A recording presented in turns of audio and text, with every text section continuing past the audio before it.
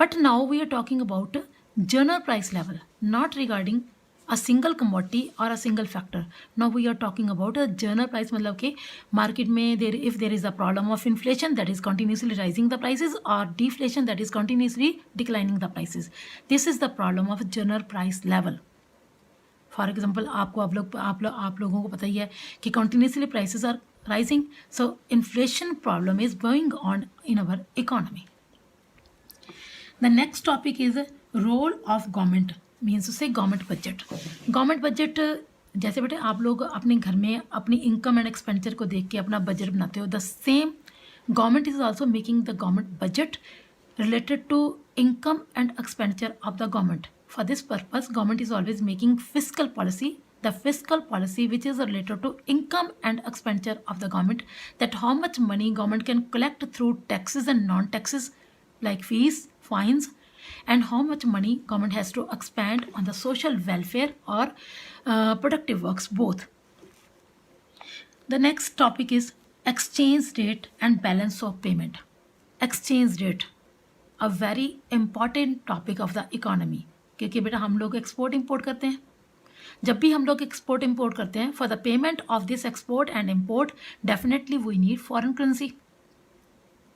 तो foreign currency हमारे पास कैसे आएगी? सिंपल ये तो है नहीं कि रुपये दे दो, $1 दे दो, $1 आपके पास आ जाएगा. No, we have to fix exchange rate of the foreign currency. Exchange rate मतलब कि हमारे कंट्री में $1 जो हुआ वो कितने रुपीज़ का है, 1 पाउंड जो है वो कितने रुपीज़ का है. आप लोग सुनते ही हो डेली, आप लोग रूटीन में ही सुनते हो कि डॉलर इतने रुपीज़ का हो गया जी, पाउंड इतने रुपीज़ का हो गया. That is known as the foreign exchange rate. And foreign exchange rate is always determined according to the demand and supply of foreign currency. जिस करेंसी की डिमांड बेटा ज़्यादा होगी डेफिनेटली उसकी प्राइस जो है, रेट जो है वो ज़्यादा होएगा. जिस करेंसी की सप्लाई कम होगी उसका रेट कम होएगा. ये आप लोगों को माइक्रो में पता है. According to the theory of demand and supply both you fix the market equilibrium, you fix the price of the commodities. Same we can fix the price of the foreign currency also. So this is the topic of the scope of macro economics. Next topic is significance. Topic time देगा.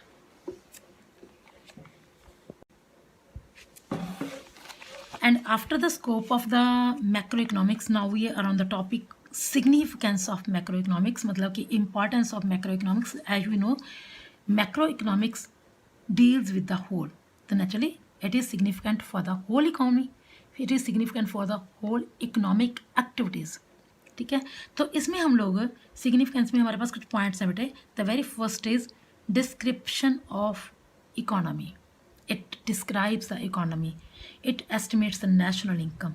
It tells us the proper situation of an economy. It tells us how much employment and unemployment there is in the economy. It tells us about the fiscal discipline of the government, whether the government budget is going on disciplined or not. जैसे कि always there is the deficit budget and surplus budget. India में बेटे आप लोगों को पता ही है कि हमारे पास डेफिसिट बजट होता है. डेफिसिट बजट मतलब कि government's income is always less than government's expenditures. अब next topic is road map of the growth and development of the economy. मतलब it is the road map, मतलब ये इससे हमें पता चलता है कि हमारी इकोनॉमी की सिचुएशन क्या चल रही है. गवर्नमेंट को इससे पता चलता है कि अगर level of development is low, then naturally we should do such type of the efforts, we should make such type of the policies so that economy can be on the growth path. Economic stability. Stability means to say stability in prices, stability in GDP growth, stability in foreign exchange rate. These are the three main things which we have to stabilize.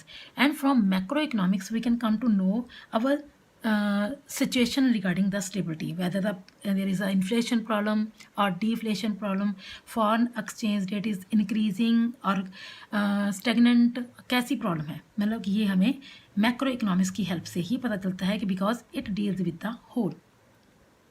Balance of payment status. Balance of payment is related to export and import of goods and services status, हमारे country की balance of payment क्या surplus है या deficit है। For example, अगर हमारी economy में exports of goods and services import of goods and services से कम है तो it means that will be unfavourable balance of payment. अगर हमारी इकोनॉमी का export of goods and services import of goods and services से ज़्यादा है that is the favourable balance of payment. तो ये भी हमें एक लेवल, एक प्रोड्यूसर का एक्सपोर्ट इंपोर्ट से नहीं, पूरी इकोनॉमी के एक्सपोर्ट इंपोर्ट से पता चलेगा कि हमारा रेस्ट ऑफ वर्ल्ड के साथ हमारा बैलेंस ऑफ पेमेंट का स्टेटस कैसा है। और अगर ठीक नहीं है तो government what the government has to put the efforts to make it in the balanced. Problem of poverty and environmental pollution. Poverty is the biggest problem of the economy. आप इंडियन इकोनॉमी में जाके economic challenges पढ़ोगे बेटा, उसमें we are facing the 5 major problems of an economy. The very first is population, prices, poverty, unemployment and unequal distribution of income and wealth. इसको याद करने का बेटा तरीका है, हम लोग 3 ले लेते हैं पी से। P for poverty, P for prices, P for population. वैसे इसको यहाँ पे नंबर 1 पे रखना चाहिए because this is the biggest problem of the economy, जिसकी वजह से बाकी प्रॉब्लम्स आ रही हैं। एंड ये तो पी से हो गए, 2 हैं यू से। यू मतलब कि unemployment and unequal distribution of income and wealth. ये बेटे हमारे पास 5 मेजर प्रॉब्लम्स हैं, जिसकी वजह से उनमें से one of the problem is poverty. तो ये all problems which are connected to each other, एक दूसरे का रीज़न बनती हैं। इन प्रॉब्लम्स को कहाँ से पता चलेगा? With the help of macro economics, क्योंकि ये प्रॉब्लम जो है वो होल इकोनॉमी प्रॉब्लम है, not of a single persons problem. The last topic, that is policy formulation. Government make policies to solve our economic problems like fiscal policy for the fiscal discipline, monetary policy made by monetary authorities for the monetary discipline in an economy. These policies are framed by the government to make the economy on the smooth path. Economic problems occurs due to these problems only, क्योंकि अगर economy में money ज़्यादा है, supply of money ज़्यादा है, तो that will cause the inflation और deflation in the economy. So monetary authorities has to control this problem. If there is the fiscal indisciplined, that means to say expenditures are more than the income of the government, that will also cause the many problems in the economy.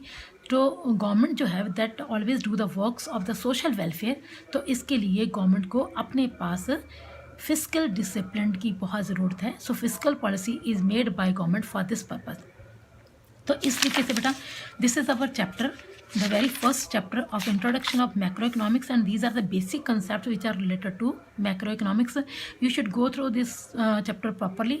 Earlier I have sent you the tutorial also, and I have given the questions in the tutorials for the assignment work also.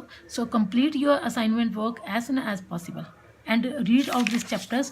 चाहे आपके पास बेटा book नहीं भी है तो भी आप इसको प्रॉपर तरीके से इस वीडियो के थ्रू लर्न कर सकते हो। So best of luck. God bless us all. Have a nice day.